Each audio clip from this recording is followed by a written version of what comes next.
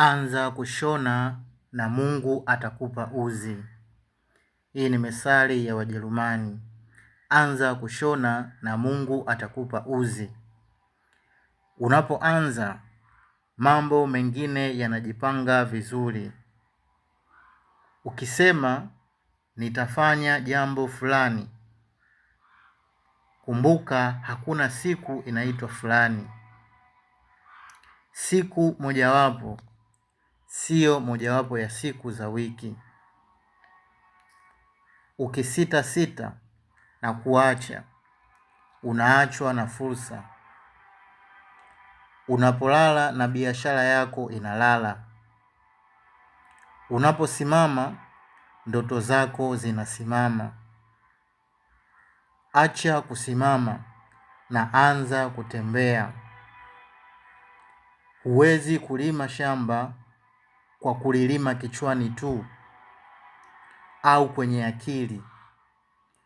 Lazima lionekane kwa macho ya mwili baada ya kuliona kwa macho ya akili.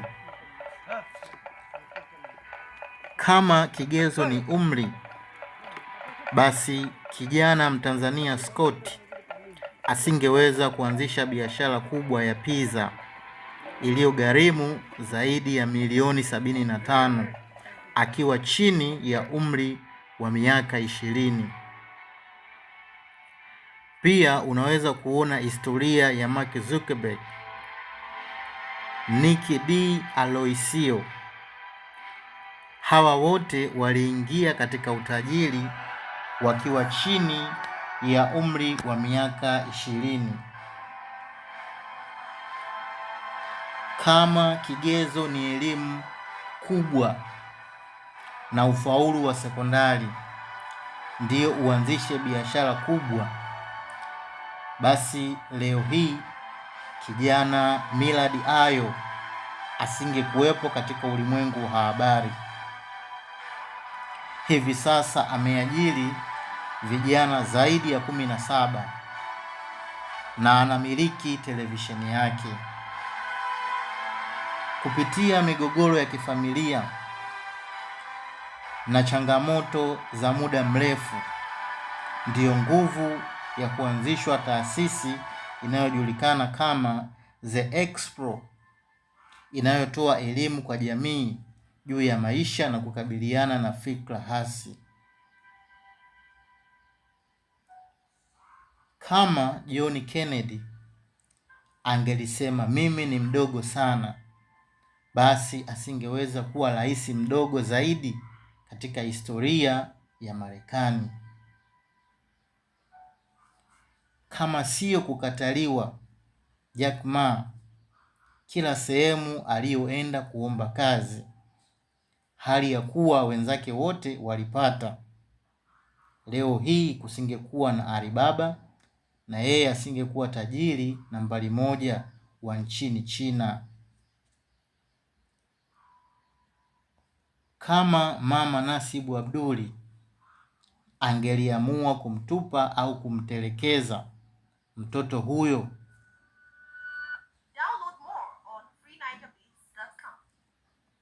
kutokana na shida za malezi, leo hii kusingekuwa na Diamond Platnumz. Mpira ndio uliomfanya Mbwana Samatta kuwa mchezaji bora wa Afrika na kuwa Mtanzania wa kwanza kucheza ligi za Ulaya.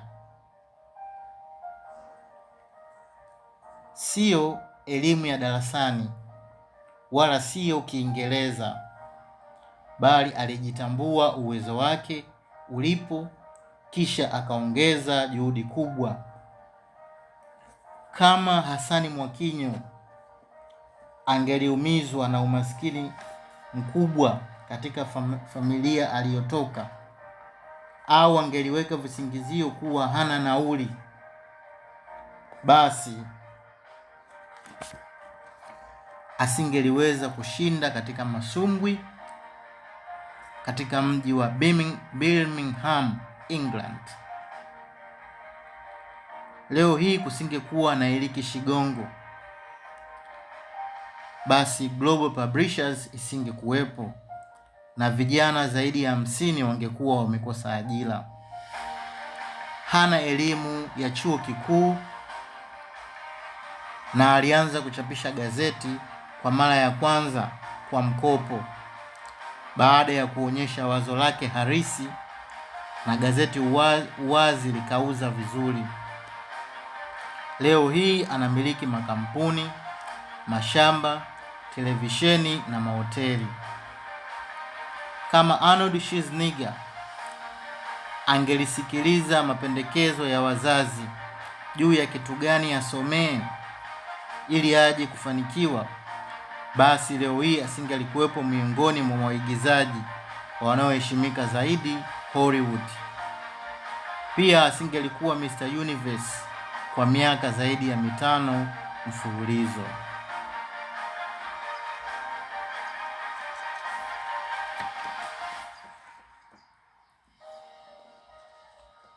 Kama utabahatika kuyasoma maisha ya waliofanikiwa kutimiza malengo yao, utagundua kuwa